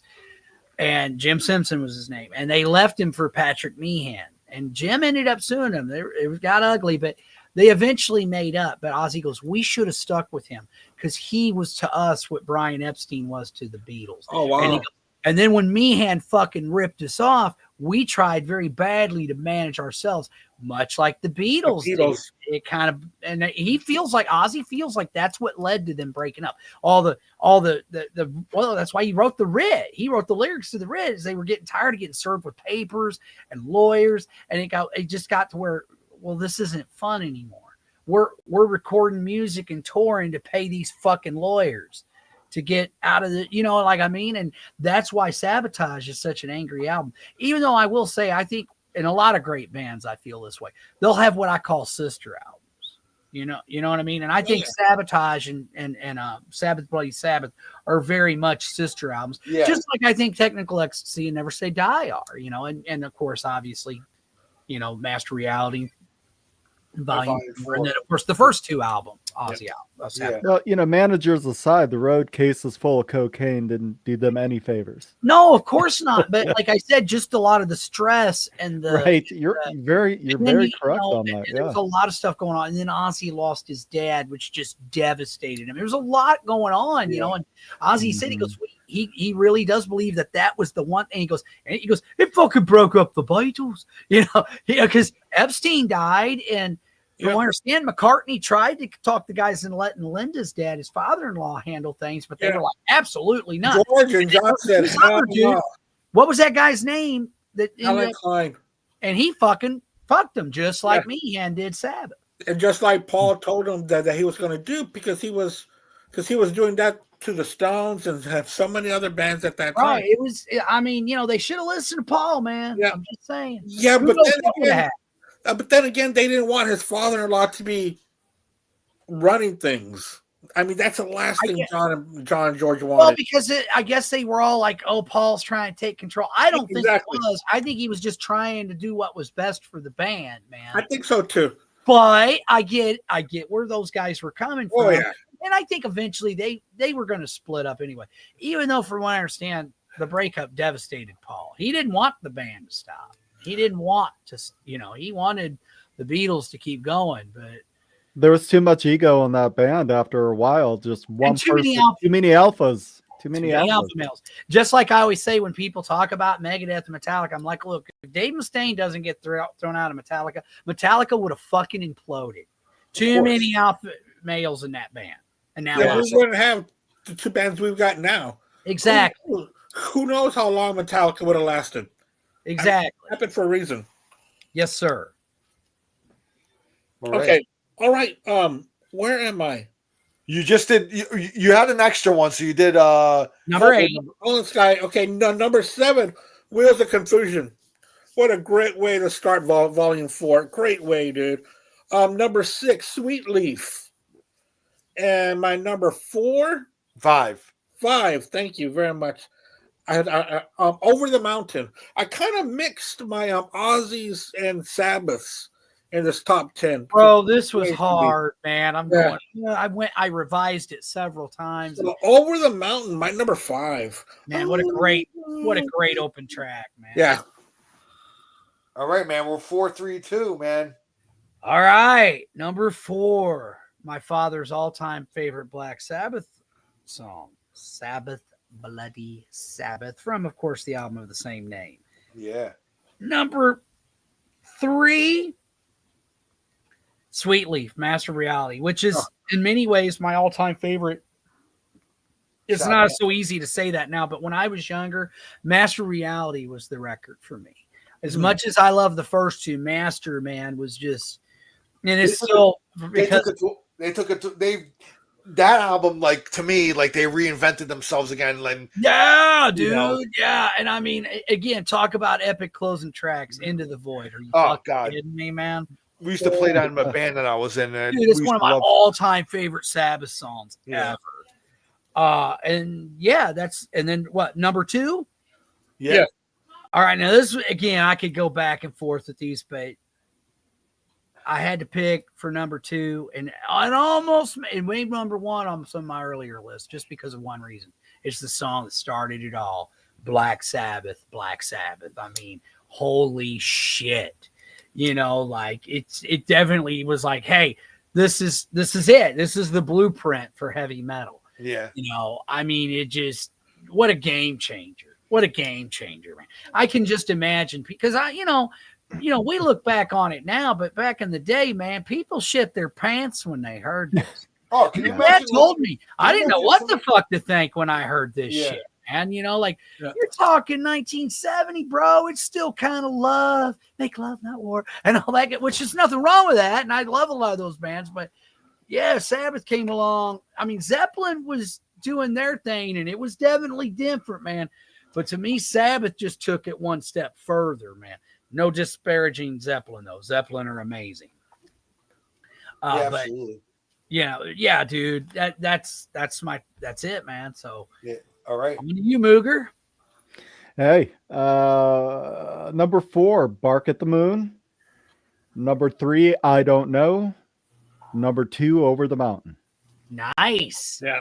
I've just got so many memories of Over the Mountain and I Don't Know and Bark at the Moon. Those 3 are just in my DNA from just being a kid hanging out with my brother in the summer times and us Can we all jamming with just our say that most boombox. of these songs, if not all of them, fucking rule? I mean, does it really matter? We're just having fun doing it. Oh, yeah. Man, you so can't go wrong with that. That's era my of 4-3-2. Yeah. Nice. I like it, Mooger. All right, my 4, I'm going with my favorite OzzY album, and because Randy's my guy, Over the Mountain is my number 4. That opening, like, Lee Kerslake drum and then just Randy just coming in like banana, it's almost like the Black Sabbath riff kind of reborn, in a way, so kind of that tritone almost. OzzY even said something to Randy about that. And Randy apparently had never heard that song. He was not a fan of Black Sabbath. Yeah, he wasn't that big on him, man. He thought they had a couple of good songs, but he was more of an Alice Cooper band guy, which, hey, I love that too. But it is kind of hard for me. I'm like, really, Randy? But yeah, he wasn't real big on him, man. But he said he had never heard the song Black Sabbath, which OzzY thought, whoa, that just blew his mind. Yeah. Strange that Randy came up with that riff. Yeah. Because it is similar. Like you said, it's got that tritone, man. My number 3 is going to be, it's the first Sabbath album I ever heard in my life because my older brother had the cassette, which was the Paranoid album. So War Pigs is my number 3. I mean, lyrically, man, the lyric is just so, I mean, it could be applied to what's going on now. It's just that old adage, the more things change, the more they stay the same. It's just, everything is just like kind of, it's the same shit over and over through the fucking ages, man. War and all that bullshit, and how the fucking higher ups they put, they're not going out in the fucking war zone. They're having the fucking peasants go out there. Yep, they leave that to the poor. That's crazy. That's where things have changed. Because back in the day, like in medieval times, a lot of times the king be right out there with his men going, "Come on, well, boys, that's true. We're going to war." It ain't like that no more. It hasn't been for a long time. But back in the day, man, yeah, he'd be out on the lines too. He'd be out on the front lines too. The front line, right, man. In fact, he would be the first one charging. And then bring the rest of the men with him. The Crusades, he's right out there with his guys, man. Yeah. I mean, that's why, again, I know it was a movie, but Braveheart, man, when he told Robert the Bruce, men don't follow titles, they follow courage. And that's the truth. Great movie, man. Yeah. Great movie. And my number 2, I'm going with the first song that started all for OzzY solo. I don't know, man. I remember getting Blizzard of Oz, putting it on, and hearing that swell up, that fade in, and then of that it's actually a fade in of a big China symbol. I know, but it's so cool, man. Yeah, it is so cool. Then and then when Randy just comes in, it's fucking game over for me, bro. Fuck right, like, dude. Yeah, I mean, right next to Edward, man. It was like Randy was my guy. So. Well, that's what I'm saying. Like, people have to understand that even when he was doing his Sunset Strip club with Quiet Riot, this was a guy who was giving Eddie Van Halen a run for his money, and Eddie at that point in time was the undisputed king. You know, Oh, of course. That's how badass Randy Rhoads was, man. Yeah, yeah. So yeah, Over the Mountain, War Pigs, and I Don't Know. Take to you, Andy. Yeah, 432. I Don't Know by OzzY. I love that song because it's telling you. I really love the lyrics of it too. You know, Yes. They see him as being this fortune teller or whatever, or you know, someone to look up to. Hey, I don't know all these answers. You know, you gotta find them for yourself. Well, that's one thing I loved about, even as a kid, I identified with that song. Yeah. Because I was like, I don't know, you know, like, yeah, like, don't ask me. I don't know. Because, you know, I'm still feel that way about things, especially when it comes to like spirituality or religion or any, I don't fucking know, you know, I mean, you got to find that for yourself. Maybe it's true. Maybe it isn't. I don't know. I think it's possible. You know what I mean? Like, because people will go, well, do you believe in God? Well, yeah, I think it's possible. It's not. I don't. It's not how you win the game. It's if you win or lose, you can choose, bro. Can't choose, man. That's right. You know, don't confuse. I mean, it's one of the reasons why I loved OzzY as much as I did, even with SaBBath or on his own, is I felt like he spoke for me. Yeah. You know, I mean, that's why he's on my Rushmore, my Rockmore, man. He's on my mount, because believe me, if I had infinite space, there'd be so many artists and bands on that Rockmore. But for me, two of them are gone now. Ace Frehley was the other one because he was he was my first rock hero, man. When my brother brought home Kiss Alive, Ace was everybody. Oh, Gene, Ace for me from day. And I love Gene. Don't get me wrong. I think they all look cool, but to me, that Gene and Ace looked the coolest. But it's just the way and his guitar and his tone, and even though I'm not a musician, just the fact, it's like Dimebag said, late great Dimebag Darrell said it best, man. With Ace's solos, it was like a song within a song almost. Yeah, absolutely. Just hooky. Just, I don't know, man. Yeah. Well, there you go. I don't know. Just like the song, Andy. So my number 3, SaBBath Bloody Sabbath. I think it's just so good. I absolutely love it. I love the riff. Could be your number 2, wouldn't it? Huh? No, never mind. No, he did. No, his 4 was I Don't Know. Number 3 is this one. Gotcha. Okay, bro. Go. And number 2 is going to be what introduced us to the band, the song Black Sabbath. That's my number 2.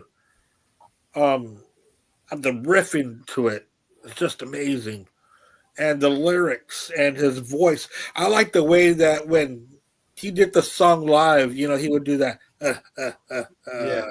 You know, it was just so cool. Man. Oh, I know that whole, you know, Satan's standing there, he's laughing.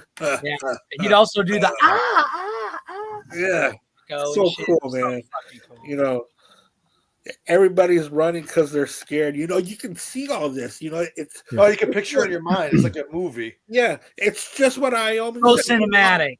And OzzY wrote those lyrics. Yes, right. And like Naomi said that they wanted to make music for scary, like a scary movie into music.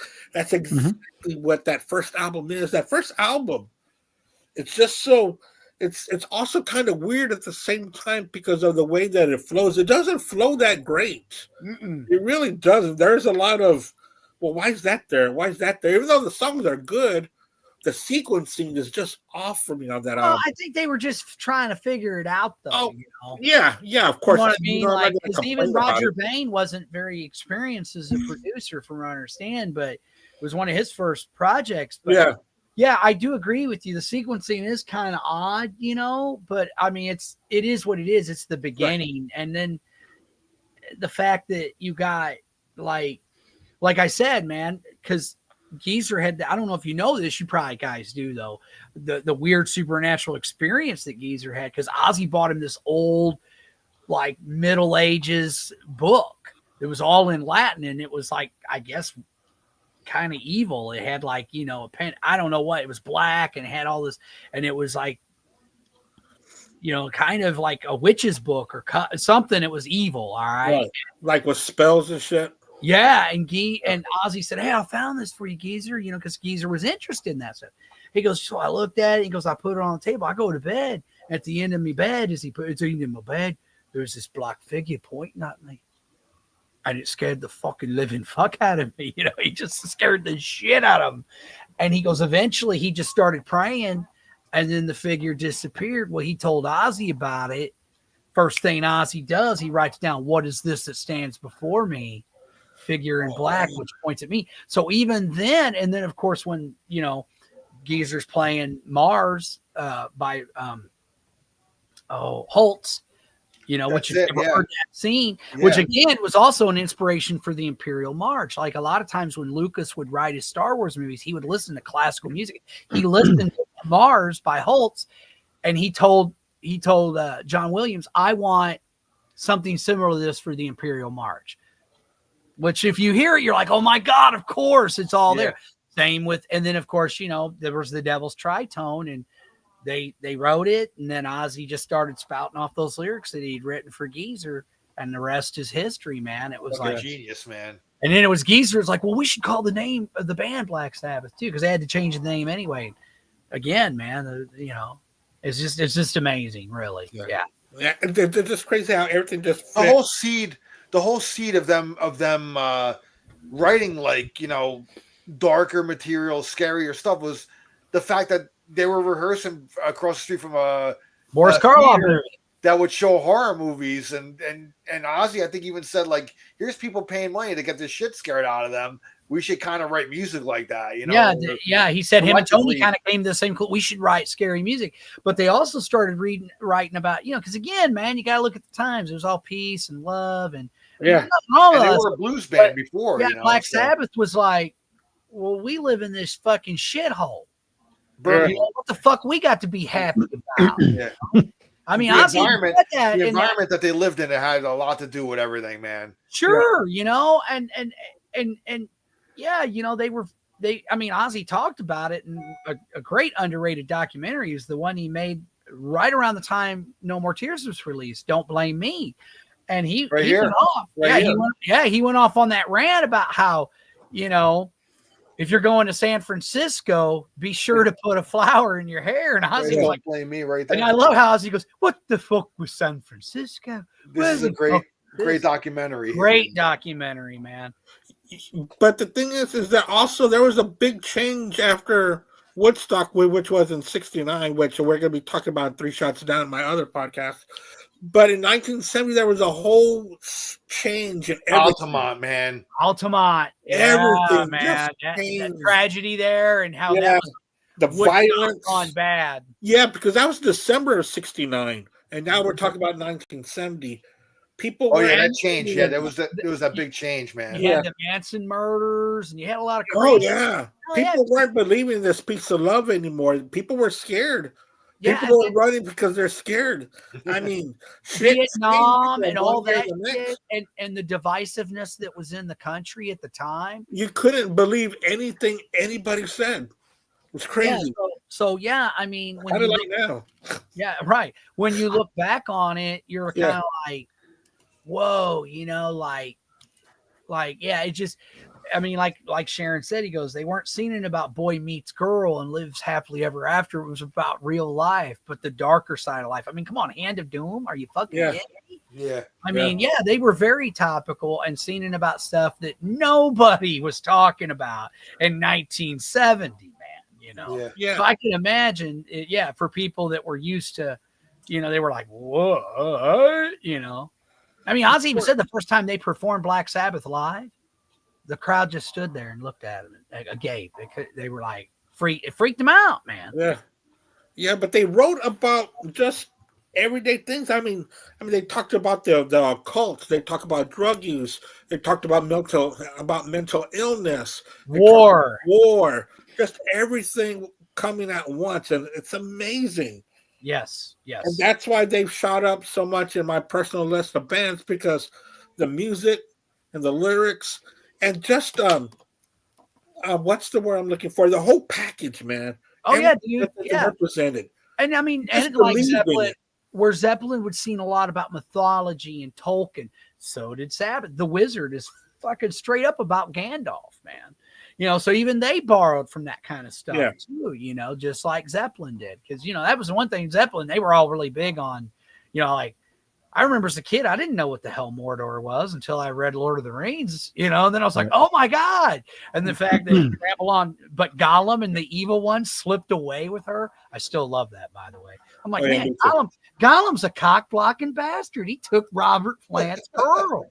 That's just wrong. That dude's all fucking full of trouble, man. Gollum, that poor guy. Smeagol.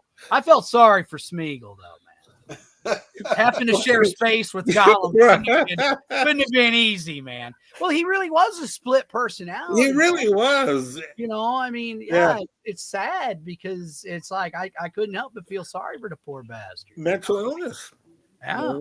The rain fucked him up. Yeah. All right, guys. We're at number one. Our number one song. Hell yeah. Of course, War Pigs, man. I gotta go War Pigs. It's just epic. The Geezer's lyrics are amazing. Have you guys ever heard OzzY's version, though, of his lyrics, which in some ways are more evil? Walpurgis?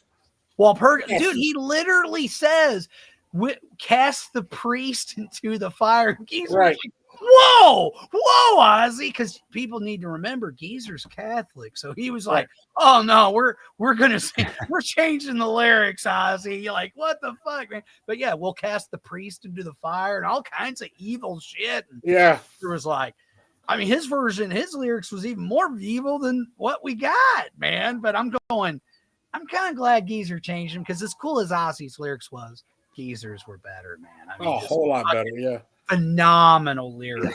And that's my number one. Booger. Awesome, all right. I'm going to take it back to where it all began. Black Sabbath. That was my number one pick when the whole list was laid out and I was trying to shuffle it. That had number one right next to it automatically. Because that song, like you were saying, Andy, you can visualize it. I can almost smell the storm in the beginning. Yeah. Like I can just imagine it's like some dark gray spring night. And I remember having my headphones on, sitting in my brother's room with the black lights and the posters with the album on, just staring at that cover and going, that lady freaks me the fuck out. Yeah. And now I'm listening to this song, which is freaking me the fuck out. You got the tritone. And for the production, it's surprisingly spacious. Whereas I'm hearing everything go on. And then that yell, that scream at the end, and just how long did it take goosebumps. them to record that album? Wasn't it like 8 or 12 2 days. hours? Yeah. 2 days, That's man. crazy. A couple of days. That's crazy, man. They were like in and out. Yeah. It's just, I love the song. I never turn it. It's so atmospheric. It's got so much visual to it. And you know what? It just goes to show you, and don't get me wrong, I love Ronnie. Because one thing, and it's so true, Ronnie painted pictures with words. Well, you know what? OzzY painted a pretty awesome picture with those words. But and like you guys were discussing, man, the peace and love, the summer of love, that shit's over. Everything's turning dark. You've got the war, you've got division, you've got riots, you got protests turning ugly. Broke up. Yeah, it's just. And you got to think, if we're having this much division and separation and chaos in the land of milk and honey, what the fuck are they doing? Like, you're right. They didn't have a lot to be happy about. They didn't have a lot to be smiling about. They weren't tripping around with little flowers in their hair, because they lived in a steel town, man. They lived in a steel town. It was loud. It was dirty. It was gritty. And he said, I remember he went off on that rant in that documentary. He just said something about like he said, what the fuck is San Francisco? Where the fuck is this? He just goes off on a rant. And he was like, that's great if you live in the sunshine, but it's not real, not to me, he couldn't relate to it. None of those guys could. They were just like, and I think the album is sequenced kind of off because I think, like we've said during the conversation, is they were doing something new and they were figuring it out. Yeah. And it's like, do we put this on? hell, they were only in there for what, a matter of hours. So they didn't have a whole lot of time to put it up on the whiteboard and go, well, this song should flow into this song. They said, well, let's just fucking get the songs on tape and get out of here, you know. Yeah. But I wouldn't change a thing with it. I think the way it flows is uncomfortable and a little jarring and a little scary and a little unpredictable. But that's what And it's chaotic. it doesn't flow great. It's Yeah. For a chaotic. reason, I think. By It's design. crazy. It's a very crazy listen. It really is. Yeah. And I never thought about what y'all were saying about the album Black Sabbath. That the production that was done, it's got a lot of room. So there's a lot to discover on that album. And I'm probably going to slap that on tonight just to hear, because everybody was brand new to that. You know, the band, the producers. I mean, they went in there just doing what they wanted to do, and they did it fantastically. Yeah. Number one, that's mine, buddy. All right, Al, number one. Black Sabbath, man. I mean, Mooger pretty much touched on everything I would have wanted to say. I will say this, that when I was a kid too, and I heard Paranoid first, but then I got We Sold Our Souls for Rock and Roll, and that basically that album was like pretty much almost all of the first album and Paranoid. Right. That album, bar maybe a song or two. That's really it. Basically, you're getting the two albums on that one album, and then some scattered songs after that. But I remember hearing Black Sabbath on headphones, man, the song, and hearing that tolling bell within the rainstorm, and just fucking Tony just coming in with that crushing riff, dude. I mean, to this day, I still maintain, I think that's like the heaviest thing laid down the tape, dude. I mean, yeah, we got Slayer, you got black metal, like a bunch of black metal bands and all that shit. But I don't know. To me, it's the atmosphere of that album to me, that's the most atmospheric album ever laid down a tape. Like, you can just kind of, like we were just talking about, like nobody makes albums like that anymore, man, where you can hear the separation of the instruments and the air between the notes, and everything is just so compressed nowadays. Like, just nobody goes into a studio anymore, just sets up their equipment, plays live in the studio. Everybody's like, I'll email you the file and you put your part on it. And, and when you listen to this album, you can actually hear yourself in the studio. Like you're sitting in the middle. It's organic, Al. Yeah, it's organic, dude. You can picture yourself sitting in the middle of the studio and hearing them guys playing around you, man. And it's just phenomenal. Like, I still maintain that the atmosphere of that album has like never been captured, really. There's certain albums, like, yeah, there's great atmospheric albums, but like, I don't know, to me, the Sabbath one is one of the most atmospheric albums. I mean, I think Rob Zombie said it best one time. He goes, look, everything that we're doing, all of us is ripping them off. Oh, yeah. We might speed it up. We might slow it down. We might play it sideways or backwards, but it's just like he says with theatrical rock and metal, we're all ripping off Alice Cooper. And it's true. Yeah.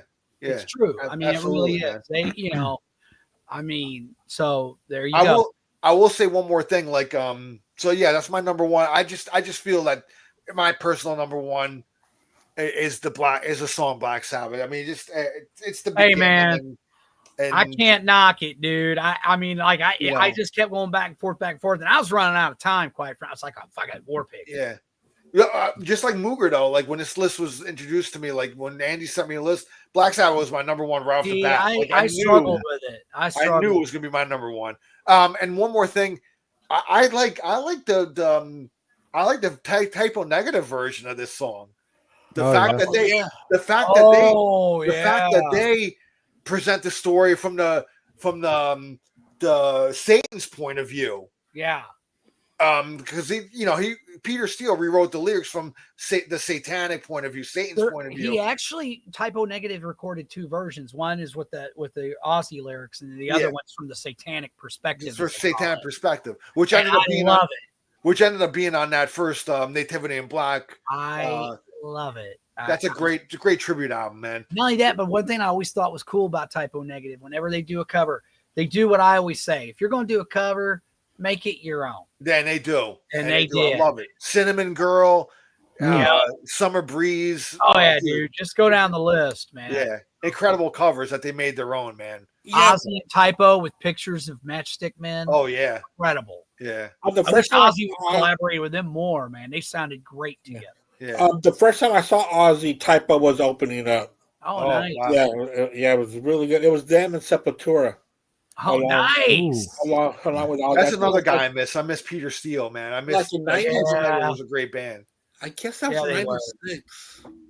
Yeah. Yes, 96. They were big in the 90s, man. They were definitely had a great, they were keeping metal alive too in kind of their own way. The gothic Sure. kind of, Yeah. That's why I get irritated when people go, "Oh my God, metal died." And then no, it It didn't. didn't, man. It was great. It was great. What are you stuff. talking about? Yeah, it might have went underground, but that that's was the a way good it should thing be. ultimately. But Yeah. that's the way it should be, man. Yeah. Because Pantera owned the 90s pretty much with their brand of music. Yeah. It was great. Yeah. Andy, you're number one, dude. Yeah, my number one, War Pigs. Automatically, I absolutely love that So song. it's split here. Yeah, So, but You know what though? I think the more I think about it, not to interrupt you, Andy, I yeah, apologize. that's right. I think I know why I picked War Pigs number one, because believe it or not, it was the first Black Sabbath song I ever heard. My musical mentor, he lived across the street from us, and I had my older brother, but he was like only 3 years older than me. Kevin was like the big brother to all of us. He was almost 10 years older than me, which means he was probably 4 years older than Dave or something, you know. It was about 5 or 6 years older than Dave, and he liked Kiss, but we were obsessed with him, and we just drove him and my older cousin, who's no longer with us, big old burly Harley rider Mitchell, just drove him nuts, man. But like, guys, Kiss are cool, but so they started bringing records and 8-tracks over. And I remember him going, "So you think Kiss is the heaviest, baddest band ever, huh?" And I'm like, "Yeah." So I'm 5 or whatever. And he goes, Paul Stanley, 5, 6, 7, something like that. And he pops in the Paranoid 8-track. And I hear War Pig. And I'm like, mind blown. Kaboom. Over, man. And that was when, so that's why, again, I'm grateful to him and my cousin Mitchell. He brought me Judas Priest and Alice Cooper. Like, these guys were inspired by this guy, and they would the whole tree. That's how I became a fan of that kind of music at a very young age.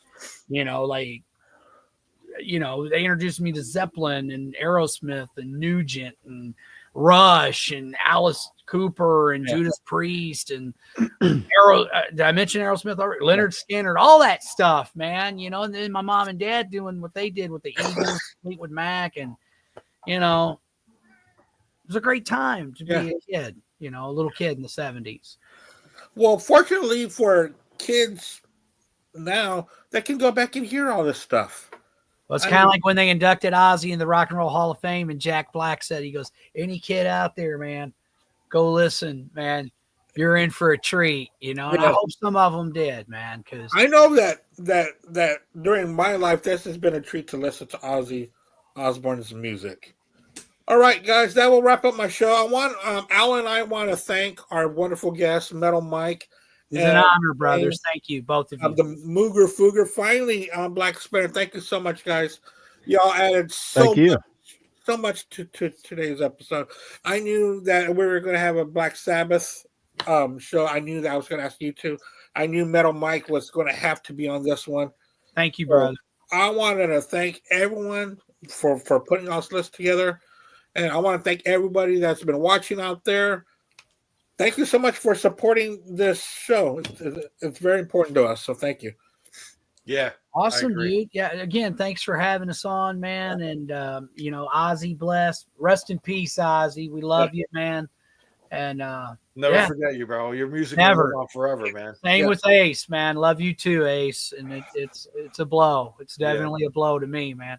In fact, it was funny when OzzY died. Ace even wrote something really sweet about him, because he goes, he remembered, he goes, we used to listen to SaBBath when we were rehearsing in the loft, and they were one of our inspirations. And when I got to meet him, because Kiss got to tour with SaBBath for a very short time, it was on the Sabotage tour, but Ace said we were bummed out though because the tour got canceled. And some people had rumors, SaBBath kicked them off. That was not what happened. OzzY got in a motorcycle wreck, and they had to cancel part of the tour, so Kiss had to keep touring, so they had to find somebody else to tour with. But Ace said, he goes, me and OzzY were like two peas in a pod. I can imagine. I can only imagine.